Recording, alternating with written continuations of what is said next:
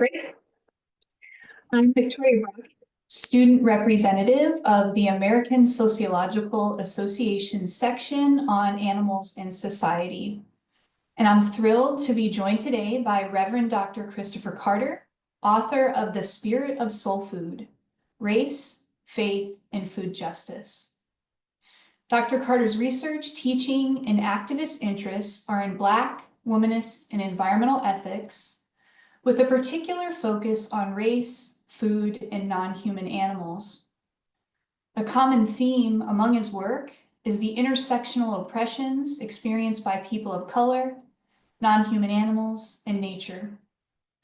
Currently, he's an associate professor of theology, ecology, and race at Methodist Theological School in Ohio, lead pastor of the Loft at Westwood United Methodist Church, and he's also on the board of directors of Farm Forward, an anti-factory farming nonprofit.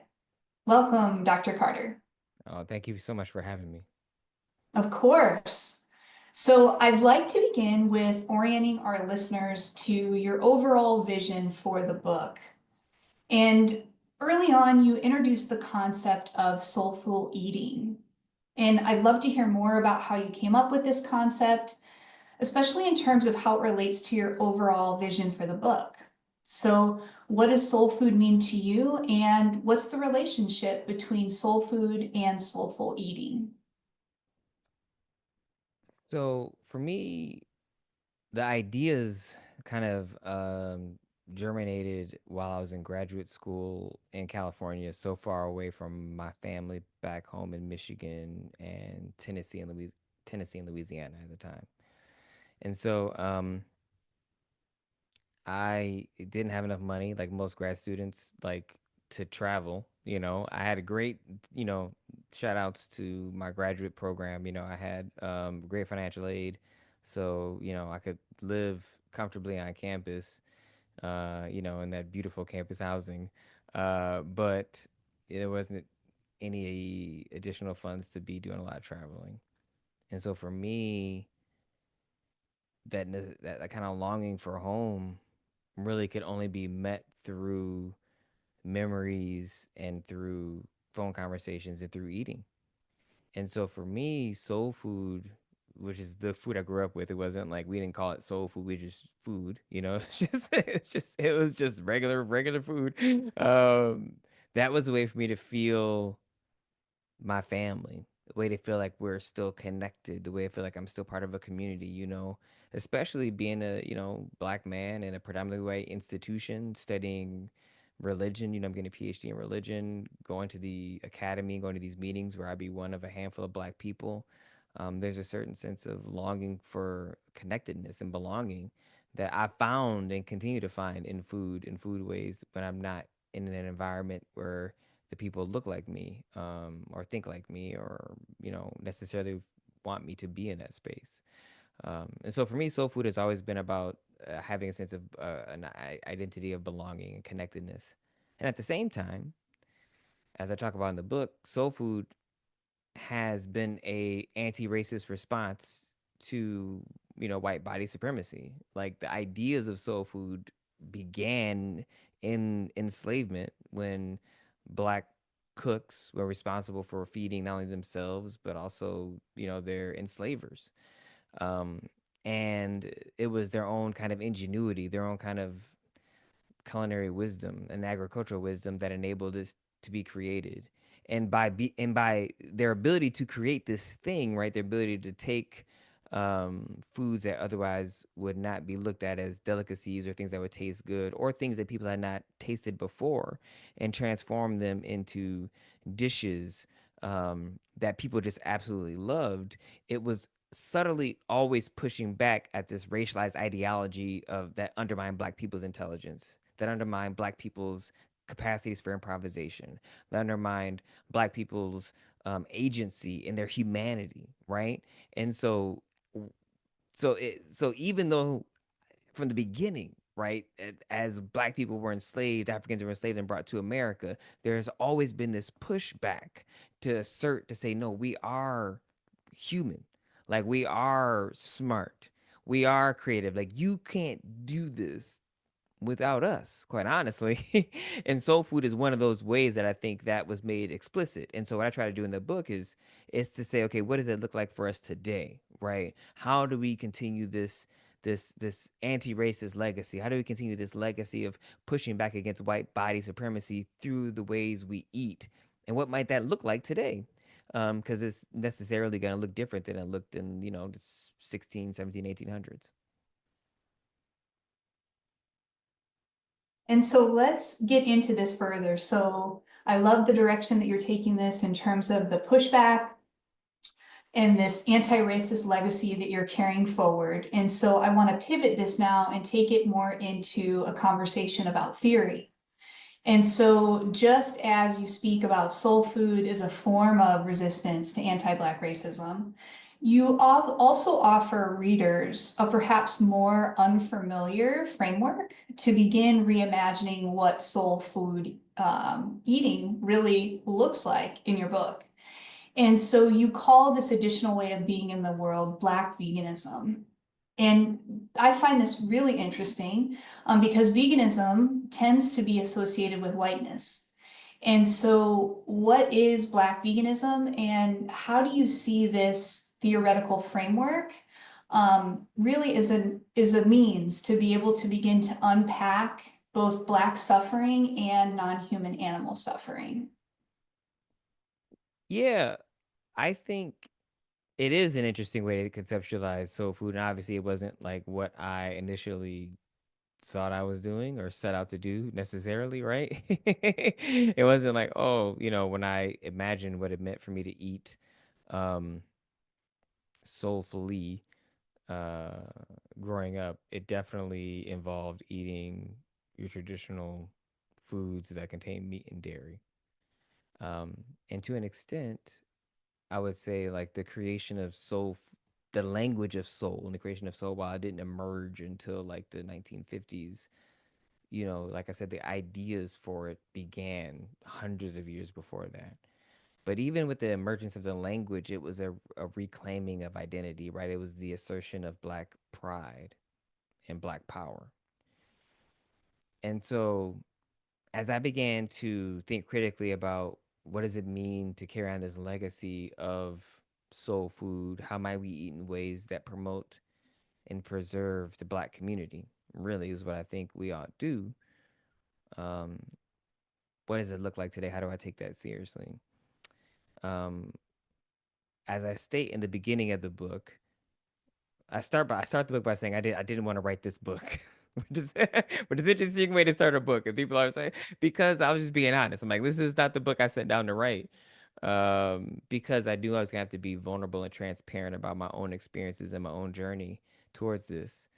And I said that to say I didn't anticipate that I would become a vegan in doing my anti-racism work. I came into this work really critically thinking about the role of race in food economies and how it would play out.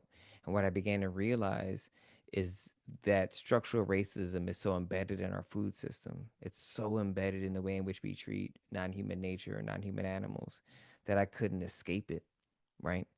um, that the fact of the matter is the people who work in these fields that are growing and producing our food are people of color, predominantly Latinx. The people who work in these factory farms are people of color, predominantly Latinx and Black, and actually any number, just I should just say marginalized folk. Um, and I wanted to make sure that I was eating in a way that wasn't normalizing their oppression, right? I didn't want to be complicit in the oppression of those folks, particularly those folks who are working in factory farms, not only because the way in which they are conscribed to that work is particularly devastating, like from a health perspective, but the ecological consequences of that farm, that factory farm, disproportionately harms people of color because that's where they put those facilities, right?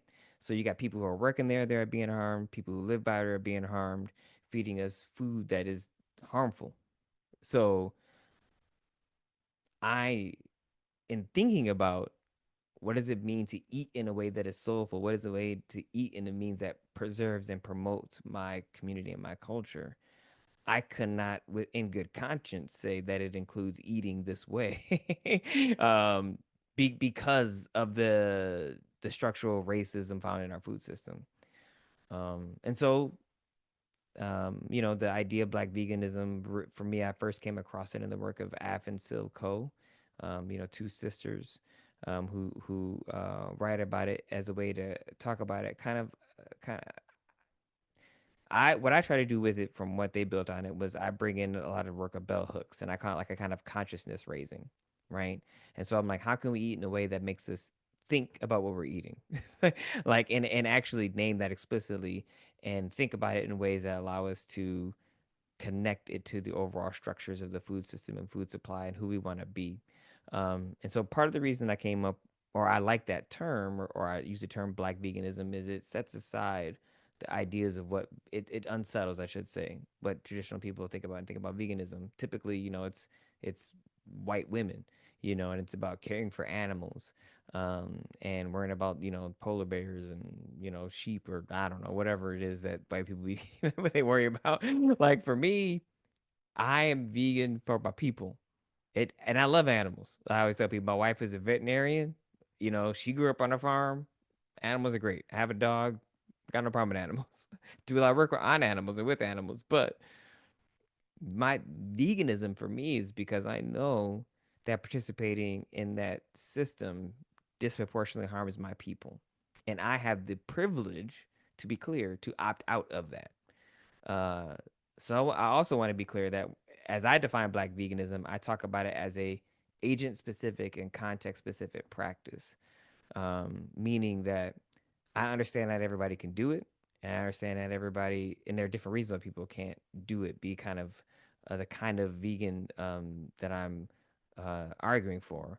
And what I did that is because I don't want to get into the logics of purity, purity culture and creating this kind of hierarchy.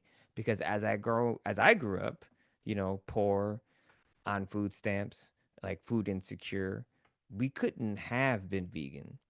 But what we could have done is practice a way of eating that was made anti-racism explicit in our diet. So at every level, you're asking yourself, how can I eat in ways that preserve and promote my community, right? That preserve that help liberate us from these structures of oppression. And that's necessarily going to evolve until you get to the economic position where perhaps you can be vegan. That's incumbent upon me as a person who is now in the upper class, right? I would argue, to create systems such that it makes that the way I eat accessible to poor people, right? That is what I'm trying to do, right? Is how do I disrupt these systems such that we can move towards this vision of increasing food access, moving towards food sovereignty, right? Um, and so what I also love about Black veganism is it decenters whiteness by making explicit the connection between, like, modern race thinking, the idea of what it means to call someone Black and what that actually means, and the animal, and how these things are deeply intertwined and deeply connected in ways that we Black people, we know all of us grew up and have heard and been called animalistic names, right? And so we know those things are deeply linked. If you listen to a lot of racialized rhetoric that we hear in the public sphere now, it often comes in the language of the animal. What we've done in the past as people of color, I said, well, we don't want to, we're human. We're human too. Um, and so you shouldn't call us an animal, or we don't want to be associated with animals. And what I'm suggesting is that the way in which we've defined what it means to be human, or the oppressor has defined the way it means to be human, we need to transcend that, right? We need to recognize that we don't need to be that kind of human they're talking about, because that kind of human is a kind of human that's in a hierarchy that is inherently oppressive, because it centers whiteness, straightness, able-bodiedness, maleness, and upper class. Um, and if you're not that, then you're not human. And so what I'm suggesting is we have to, again, redefine what it means to be human in ways that allow for the flourishing of all life. And until we get to that point, veganism is I would argue, the most the way in which everybody can participate in this movement because we all eat, right? So it makes that the project of dismantling white body supremacy explicit with every meal. You're making explicit like that is the goal. We are trying to dismantle white body supremacy. We're trying to dismantle this kind of, patriarchal framework that we all live and breathe in. And in this sense, it's about solidarity with the oppressed. It's about making sure we recognize we're connected to non-human nature at the same time. So for me, it does a lot, quite honestly. That's why it's so important and why I spend so much time explaining why it's important. Um, and knowing I have to persuade people because um, it's not a typical response to food injustice for Black folk. And you do, I will just say, quite a lot of persuading. So the scope of your book is vast. And so I would like to hear more about your methods in doing this. So, for instance, in the central chapters of your book, you take us through a decolonial analysis of Black foodways. And when doing that, you begin with a history of African American foodways, and then you turn to an examination of the current food system, both at home and abroad. And then next, you walk us through how religion and science have been used to create and justify anti-Black racism.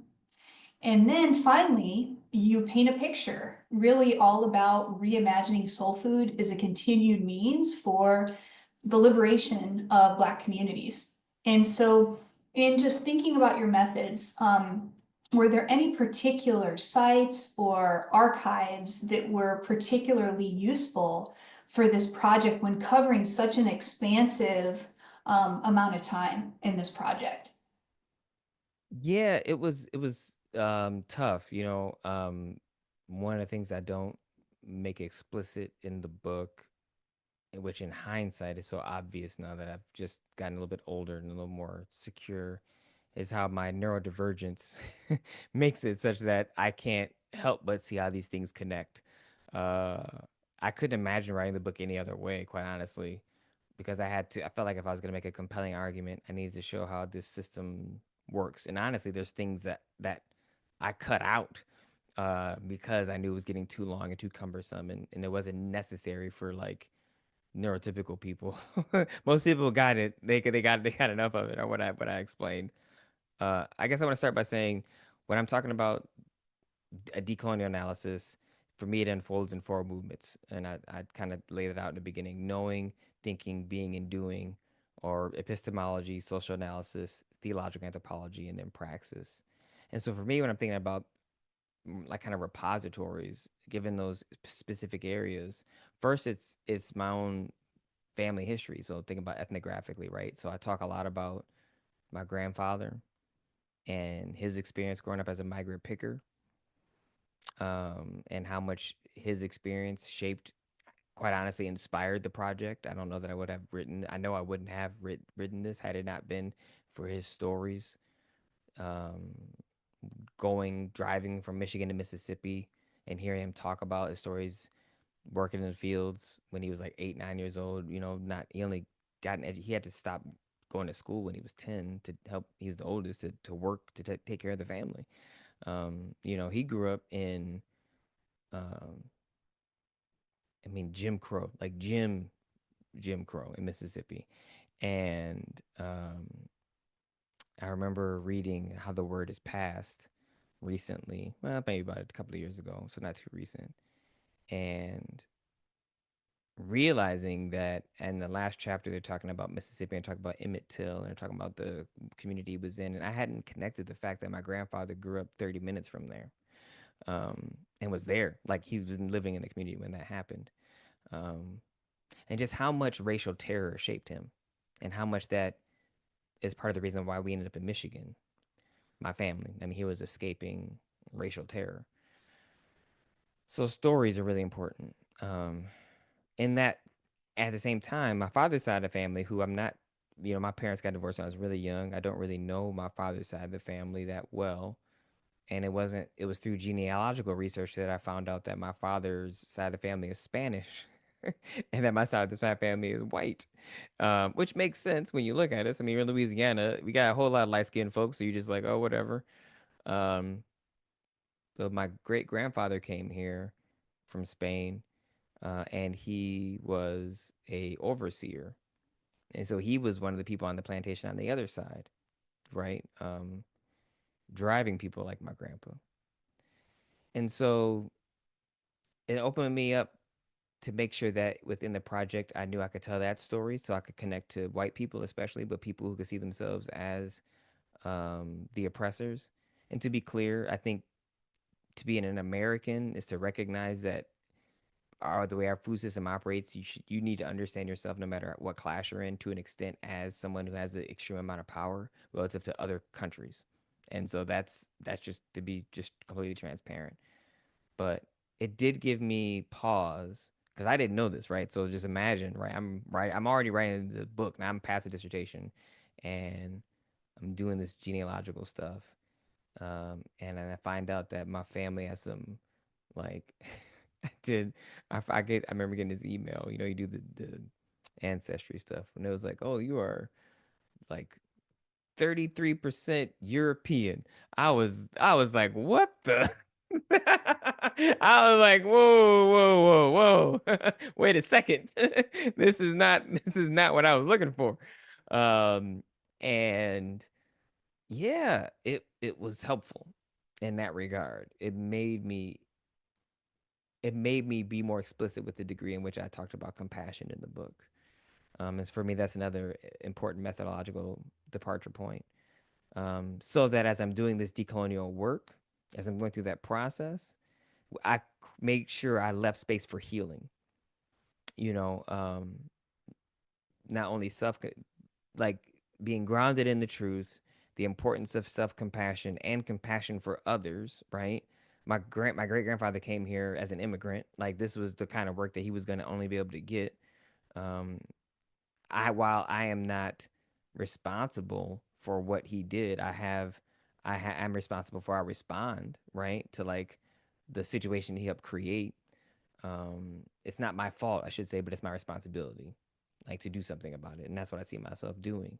And I think compassion rightly understood leads to action. It shouldn't just lead to apathy or what we would say within the field of theology, thoughts and prayers, right? It should lead you to do something.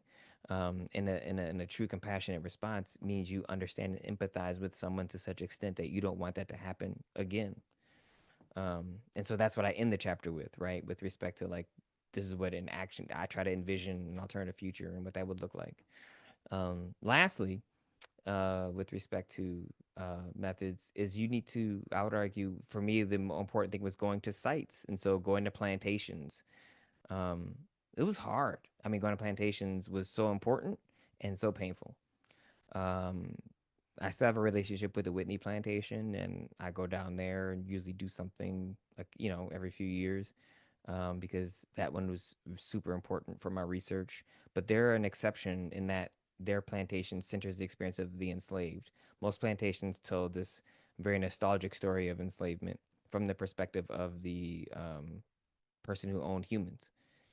And I think it's important for us to wrestle and grapple with that and how our food system from its very, very beginning, is based on the dehumanization of a group of folk, right? To provide food for others. And that's the way it still operates, right? And we need to sit with that. And so doing that kind of place-based work, I think, is extremely fruitful. Um, I guess the last thing I'll say, and this isn't really in terms of source, this is just, as I was trying to, the hardest part of the book for me to write was the section where I was describing um, how enslavers, how racial capitalism worked, and how enslavers knew what parts of the continent to go to buy certain Africans because they knew those Africans knew how to herd cattle. They knew how to grow rice. They knew how to like, they if I'm growing this crop, I want to buy this particular African, which is usually sold at this port at this time of year. Again, it's capitalism, right? It makes sense. If you're getting workers, you want to get the workers who know how to do the work that you're ostensibly paying for them to do. That was brutal. Like to read that, to sit with that, and to see how we had been commodified in that way. It took me quite a while to work through those sources and that material. Um, but it what it did is it helped me realize it helped me break the lie, right? It helped me, yeah, I should say, unlearn the lie that enslaved Africans were unintelligent and that we were just enslaved for our physical labor. I'm like, oh, no, no, no. We were enslaved because you couldn't do this without us. That's why, because you needed us. And rather than pay us and actually invite people to come here and work, you decided that this way of enslavement was more, and it certainly was more economically efficient, even though it was morally dehumanizing based upon the morals of the people who were doing that because they were Christian, right? Um, and for me, I found that as a site of it began to help me heal because I could see my ancestors for who they were, not just enslaved folk, but people who had a certain kind of skill set. I don't have to go above and beyond and be like, oh, they're kings and queens. I don't need to do all that stuff, which I think can happen with some folks. For it's like, no, these were smart folk, and that's why they were enslaved. They had something that their enslavers didn't have, not just their physical labor, but their intellect, right? It wasn't just their bodies; it was them as a person. Um, and so, yeah, that for me is definitely looking at those resources and those sources um, were pretty impactful.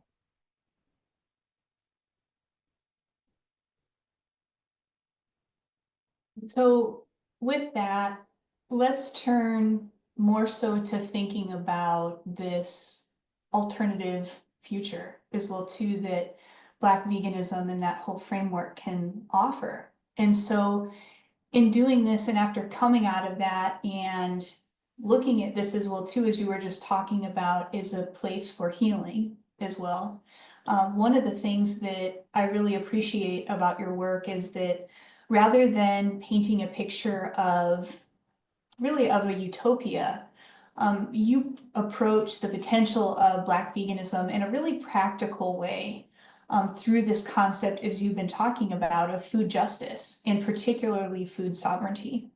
And so I'm wondering if you could just speak to us more so about how you envision that. How do you envision food sovereignty and what does that mean for communities today? In an idealized, I shouldn't say an ideal world. Like in the world, I think we need to create food sovereignty means a version of eating local that's accessible to all people, right? Is making sure that the ways in which food is grown and produced, it recognizes the ecological impact that's going to have on that community and the economic impact it's going to have on that community and the environmental impact it's going to have on that community. Um, and so the way we move towards that, it should be empowering local communities to be able to have access to those foods within a price point that they can actually afford.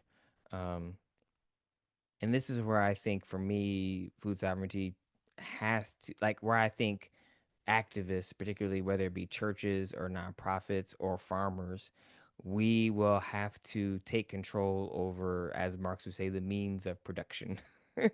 Meaning, like, we need to be bypassing these corporate stores and empowering, like working with farmers.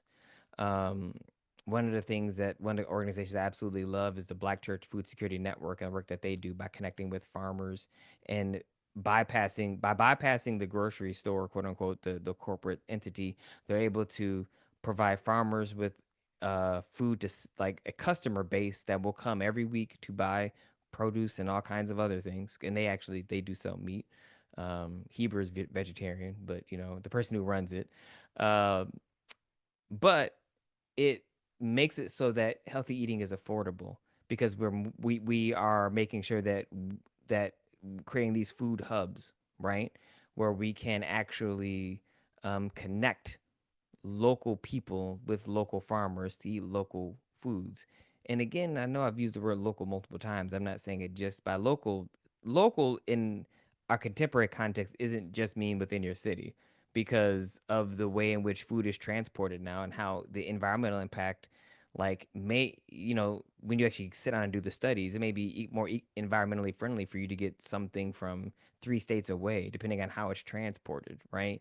And so, and now that's really kind of getting in the weeds, but it's just to let people know like local doesn't necessarily mean it has to be within your city. But what it does mean is that it shouldn't you should try to get something that has an environmental impact that's least cumbersome to be able to provide for people. So as I imagine food sovereignty, it's much more about empowering communities to have access to foods through connecting with local, particularly with local farmers, so that we can have an actual relationship with the people who grow our food, which is, again, I grew up in semi-rural West Michigan.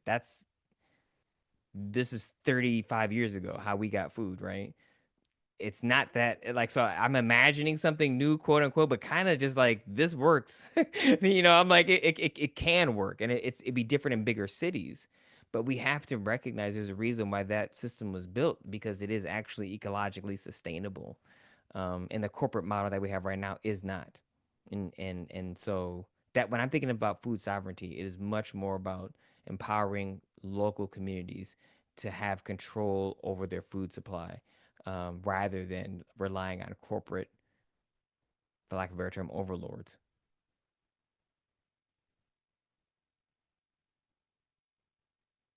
Let's take this now to a place of cooking as well too. And so I must admit with all this, one of my favorite things about your book are your recipes. And I think it's wonderful that you include recipes along with each chapter of your book. And my grandma absolutely loved red beans and rice. She was from New Orleans and she passed away many years ago. But still, I'm always eager to try to do things to remember her. And needless to say, your red beans and rice recipe was the first one that I tried in your book. And since it's become a staple around my house and something that I share with my family. And so I'm eager to know, how did you come to decide to put recipes in your book? And how did you come to choose the ones that you did? Because that had to be really hard. It was really hard. I tried to pick recipes that I thought fit the theme of that chapter and how I could tie it back in. And so, and also pick recipes that were mine. Some of them are borrowed from Bryant Terry, who's a friend of mine, black vegan chef. Um, but they all had to tell a story. And so I actually started with the recipe first before I even wrote the chapters. I started with what's the story of this chapter, and this recipe gets it, and then I could sit there and write. Um, I included the recipes because I wanted to make sure that if I'm going to make this argument for black veganism, black people are only going to believe it if they taste it and they know it tastes like home. That food needs to taste like home. And when I do book talks now, if it's possible, I serve my recipes. And I have did one book talk in particular at University of California, Irvine, and there's this older black woman there, and she just loved what I made. She was from Hammond, Louisiana, which is where my dad's family is from, and she said the food tasted like home, and it was one of those moments where I had a sense of pride. I'm like, yeah, this is.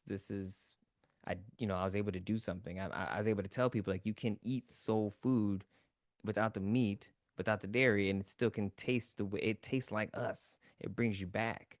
And so I put the cooking in there because not only is it a way for us to remember who we are and reclaim that kind of improvisation and ingenuity and intelligence, but also the process of cooking becomes a spiritual practice that allows us to tell a story. So as you were talking about your grandmother, when I cook and my son helps me most of the time, he's always hearing stories about my grandparents or or his grandmother, my mother, um, about why we ate this or what they did or why they cooked it this way. That's how we pass on that wisdom. That's how we keep that oral tradition alive.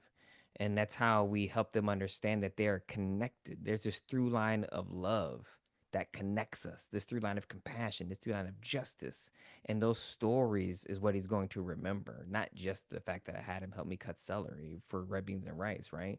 But it's that it's making sure it's planted within him in such a way that in those moments when he is tempted to think something different or do something else or to forget who he is, that story is going to be how he grounds himself in the truth of who he is, right? So that he doesn't drift afar and believe that somehow is better than other people or believe that somehow in something that leads to dehumanization. So cooking for me is not only a process of celebrating the culinary wisdom and genius of Black folk, it's a way for us to remind ourselves of who we are and tell our own stories. Even if you're cooking by yourself, like I play music, and that music brings me back, you know, um, and literally like grounds me, right? Um, and prepares me for a world that isn't always going to see me as a full human being. Um, I believe that we need to reclaim the kitchen as sacred space, which also requires us necessarily to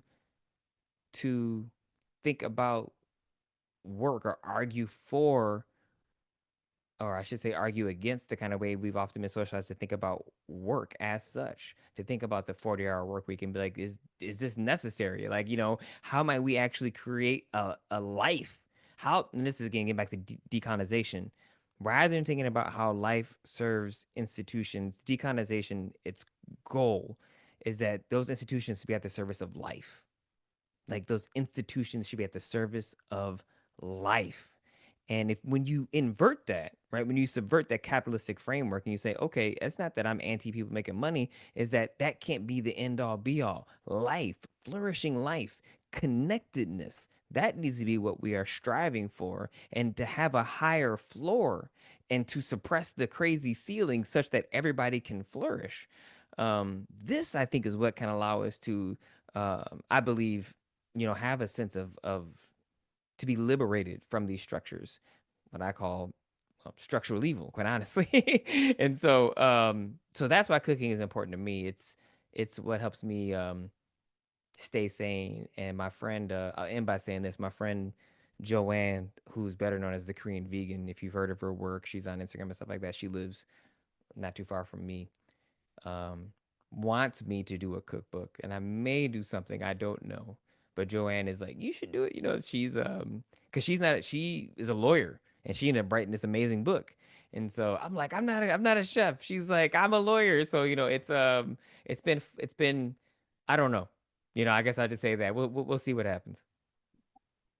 So then looking ahead, that definitely sounds like one potential project. And I thought I would just ask, so what are you up to now? And also, what's a good way for folks to follow your work? So that is a potential project. If she has anything to do with it, it'll be something I end up working on. I'm actually trying to figure out a way to become more of a public scholar, given the role that Christianity is playing in our current government administration. And so I will be doing some writing for the Los Angeles Times, and hopefully those stories also get picked up by the New York Times. I will, right. I have started a podcast called the Progressive Christians Podcast, which is, we've only done 12 episodes and we're already, at roughly around like 2,500 downloads a month. And so we're doing really well because I think there's a need, I think there's a desire for people for an alternative vision of what Christianity has been painted as, right? And I feel like what gift I can bring right now to our current social moment is to offer that alternative vision to empower and inspire people. Um, and so that's what I'm centered on.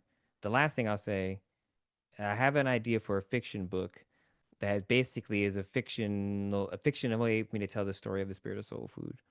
Um, and I've never written fiction, but I have found it to be a path. I believe it's a pathway that allowed me to tell a story that can reach a different audience than something published by University Press. And so I have the framework for that book, and perhaps when my son is he's 5, when he's a little bit older and I have a little more time, hopefully I'll be able to get to that. Well, you've definitely left me hungry. I'll say that. So, this brings our conversation to a close. So, Dr. Carter, thank you so much for sharing the spirit of soul food with us today. Thank you for having me.